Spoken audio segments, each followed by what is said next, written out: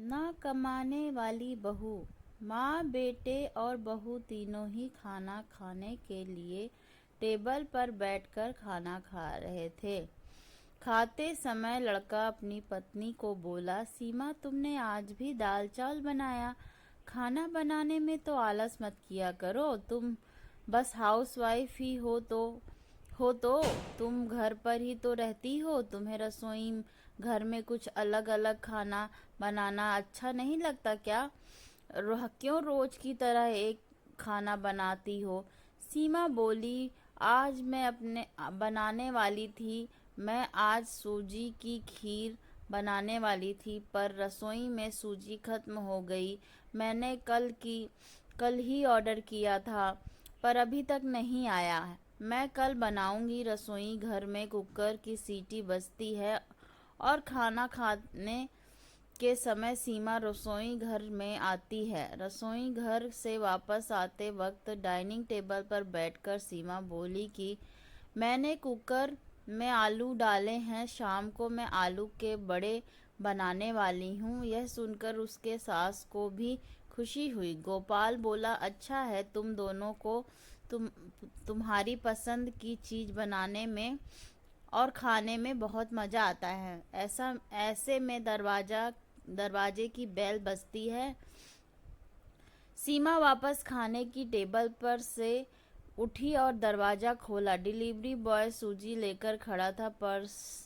Parcel लेकर सीमा वापस खाने के टेबल पर खाना खाने के लिए बैठी। तभी माँ बेटे से बोली कि तूने अगर दरवाजा खोला होता तो फिर क्या होता? बेचारी ठीक से खाना भी अच्छे से नहीं सकती है। तो बेटा बोला, सॉरी, मैं उठ नहीं सकता, मुझे ऑफिस जाने के लिए देर हो रही है। फिर रूम में चला जाता है। वो सीमा को आवाज देता है, मेरी फाइल मिल नहीं रही है, तुम ढूंढ कर दो। सीमा फिर एक बार खाने की टेबल से उठने वाली थी और उसके तरफ जाने वाली थी। तभी सास ने उसे रोका, छोटा बच्चा नहीं है वो, खाओ, तुम जाना। थोड़ी देर बाद रूम से गोपाल की आवाज आई, फाइल मिल गई। सास और बहू दोनों ही खाना खाने की टेबल पर एक दूसरे की तरफ देखकर हंसने लगी। गोपाल ऑफिस जाने के लिए निकल गया। सीमा ने सारा काम खत्म किया। रात को आलू बड़ा खिचड़ी नाती भी बनाई। खाना देख गोपाल और सास खुश हो जाते हैं। सीमा सब काम निपटा के सो जाती है। दूसरे दिन सुबह गोपाल उसके बेडरूम में फाइल ढूंढ रहा था और वह फाइल ढूंढने की वजह से बेडरूम पूरा अस्त व्यस्त कर दिया। गोपाल अकेले में बड़बड़ा रहा था, इस समय घर में कभी भी कोई चीज समय पर नहीं मिलती है। इन औरतों को कोई काम नहीं होता, इसलिए दिन भर का सामान इधर उधर करती रहती हैं। उसके आवाज से सीमा वापस उसके रूम में आती है और रूम की बुरी हालत देखकर उसे गोपाल पर गुस्सा आता है। वह गोपाल से पूछती है, आप क्या कर रहे हो? तभी गोपाल बोलता है, मैंने तुम्हें पिछले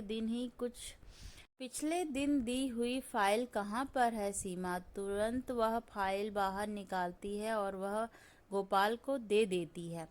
सीमा गोपाल को कहता है, इतना सारा सामान बिखेरने से पहले मुझे एक बार पूछा तो होता। कितना सामान बिखरा पड़ा है, मैं क्या दिन भर यह काम करती रहूं क्या? उल्टा गोपाल सीमा पर चिल्ला देता है और बोलता है कि क्या काम करना रहता है दिन भर तुम्हें? इतना काम भी तुम नहीं कर सकती क्या?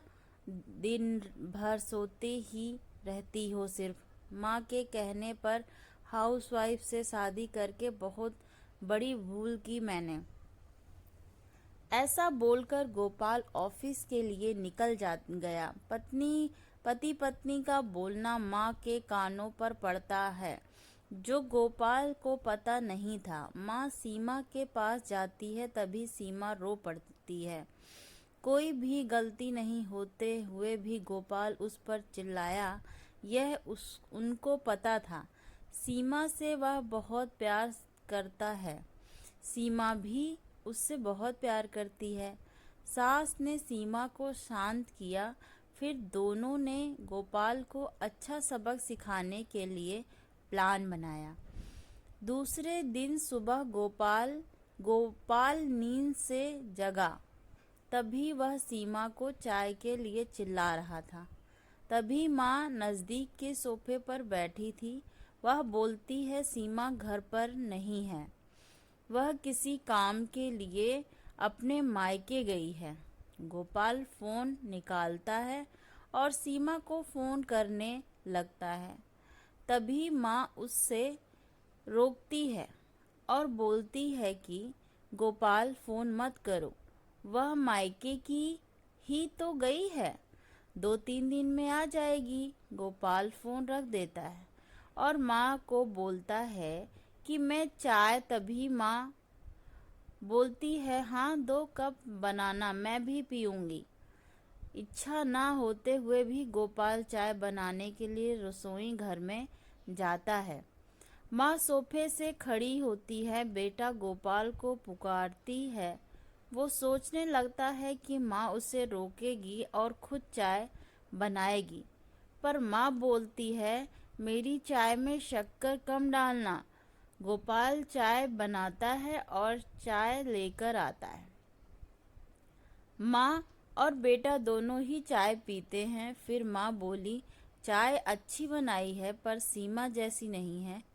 वो चाय बनाती है तब तुलसी के पत्ते डालती है, उस चाय की तो बात ही अलग होती है।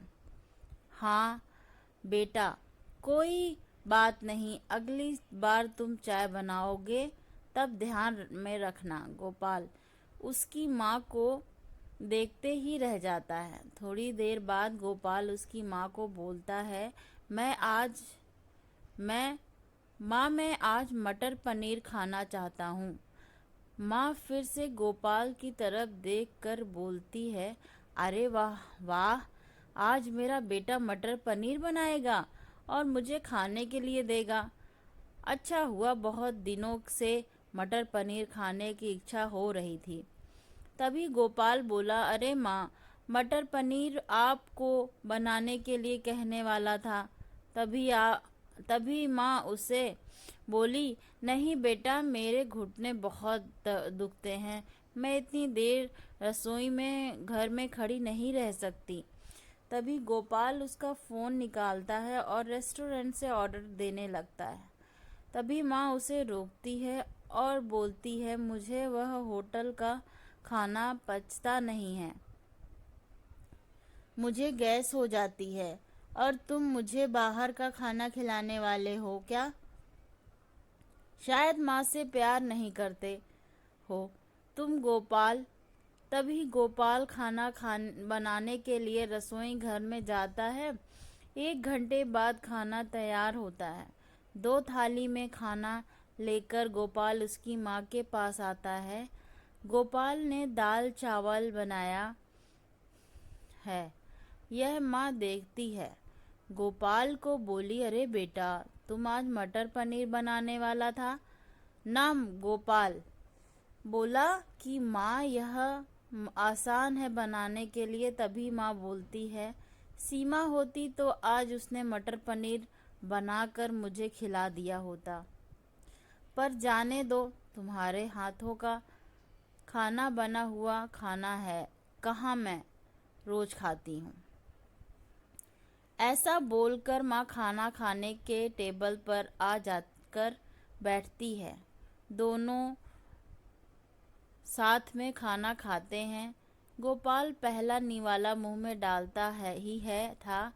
तब माँ उसे बोली, अरे बेटा, दाल में नमक कम है, जा और नमक लेकर आ। वो खाते खाते उठता है और रसोई घर से नमक लेकर आता है और माँ को देता है। फिर वो अपनी माँ को देता है। फिर इस सब में गोपाल के चेहरे पर गुस्सा स्पष्ट रूप से दिख रहा था। गोपाल को अब समझ में नहीं आ रहा था कि वह सीमा के साथ जिस प्रकार बर्ताव कर रहा था उसे कितना बुरा लगता होगा। वो यह सब खुशी से करती थी। उसके चेहरे पर कभी कोई भी सिकुड़न नहीं दिखी। वह सोचते सोचते खाना खाता रहा था। तब माँ यही पर नहीं मानी।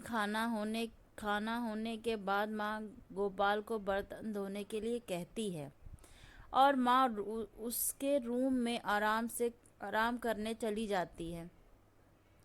माँ उसे परेशान करने का कोई मौका नहीं छोड़ती है। वो गोपाल को बुलाकर चद्दर ओढ़ाने के लिए कहती है।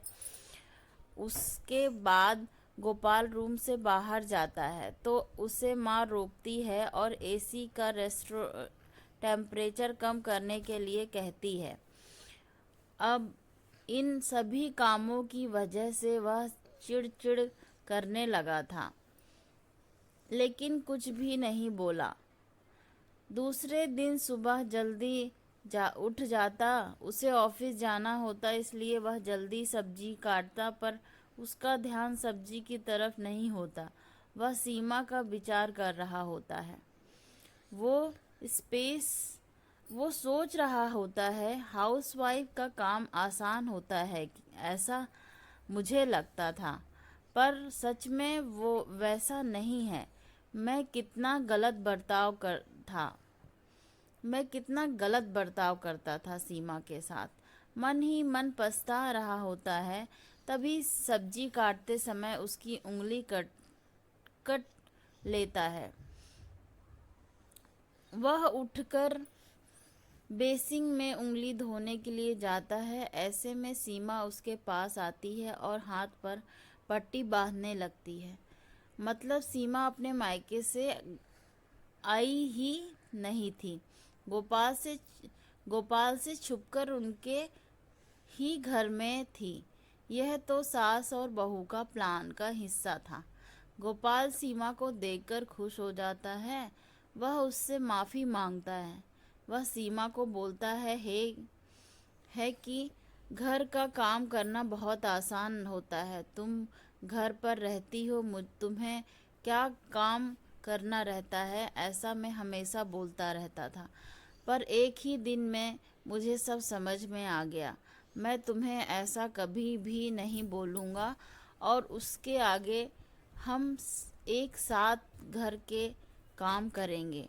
अगर घर हमारे दोनों का है तो घर के काम भी हम दोनों ही करेंगे। दोनों का बोलना माँ बाहर सुन रही थी। वह दोनों के लिए बहुत खुश हुई थी। दोस्तों, स्टोरी पसंद आई हो तो please like and subscribe. Thank you.